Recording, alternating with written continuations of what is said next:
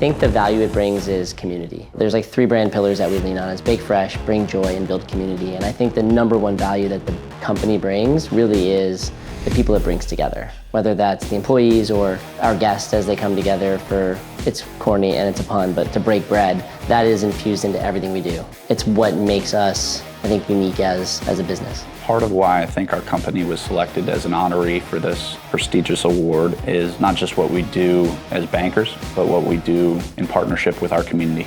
And we really hold that word community true to its roots. Everything that we do is to help our customers and give back to our shareholders. And we do a great job, I think, for our employees. Over 60% of our existing employees are also shareholders and owners of this bank. But so much of what we do in efforts to help this community through COVID, help this community through Hurricane Ian and other natural disasters, and then just help the 400 plus nonprofit organizations that we help on an annual basis. And I'm very, very proud of that statement. So as the firm was growing, I said to myself, I'm like, well, how can I give back? And I said, you know what? Every referral that we get, we're gonna donate a pair of shoes through a local charity called In Jacob Shoes to children in need.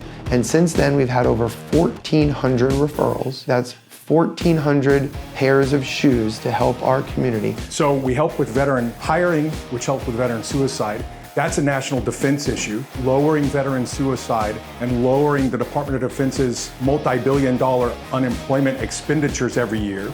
And that also helps for the companies that hire them, the communities and our nation. It helps strengthen the economy because you have increased revenues, 80, 90, $100,000 a year jobs for these vets, which increases tax bases, which increases services. There are 3 nonprofit organizations that we're heavily involved in. One is the Bay Area Manufacturing Association. I happen to be a board member of that. We're very focused on the future generation, where we're providing scholarship to high school students to enter engineering programs. We're also focused on 2 other organizations. One is called Celebrate Birthdays. It's a local organization that focuses on foster children, making sure that they have a birthday. One recent one that we just became involved with is HEP, Homeless Empowerment Program. They have a campus where they have a homeless veteran shelters for veterans. And so they provide us an opportunity to hire those veterans to give them a fresh start. In the last few years, we've done a few things giving back to our community.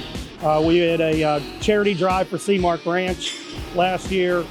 We are heavily invested in the city rescue mission. We do blood drives and a few different food banks around town. Currently, we have internal training programs for engineers.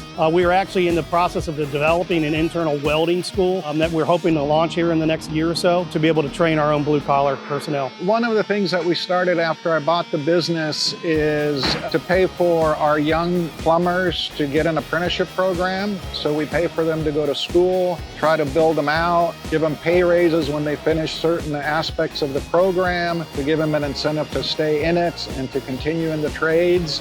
And hopefully that will help with the labor issue that we have here in Florida and improve our retention. We have so many businesses moving here that are technology driven, and I love that, right? That's my field. So I created a conference called Disrupt It, which means Disrupt Innovation Technology. And we are working with the universities and K-12 to bring kids to pitch and learn how to pitch their ideas.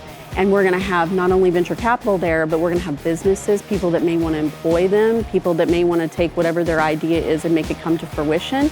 And that is something that I'm really focused on. How do we get them scholarships to stay here? And then how do we employ them here? Keep our talent local. I think that is one of the most important things we can do, because it is very hard to find talent right now. This is one of our clients' 3-year medallions, okay, of sobriety. We helped get him clean and sober. He helped himself get clean and sober. And the judge agreed with us not to send him to prison and give him maybe his 7th or 8th chance, but she agreed, and we put together a very compelling package and reason. And a few years ago, James gave me this medallion. He pulled me aside and he said, Adam, I couldn't be here without you. I couldn't do this without you. You mean so much to me. You are a part of my family. It was one of the most special moments in my career. Now, to this day, the judge retired, and him and the judge are friends. They hang out, they associate with each other, and they both speak at some various rehabs and halfway houses to better the community. My advice for entrepreneurs is not gonna be probably the normal that you would hear. I always say, just do it. So what if you fail? You can't think about it, take action and go. If you think too long about it, you'll just never start. The hardest thing to do is just start. Start with a purpose. Make something that matters, not just makes money. Surround yourself with people that share your values, and don't be afraid to fail. You learn from those failures. It was a list, you know. Can I help you? Shannon? Shannon, can you answer the receiving door for me? There's a gentleman coming to the front door. All right, keep walking to the very front. You're welcome.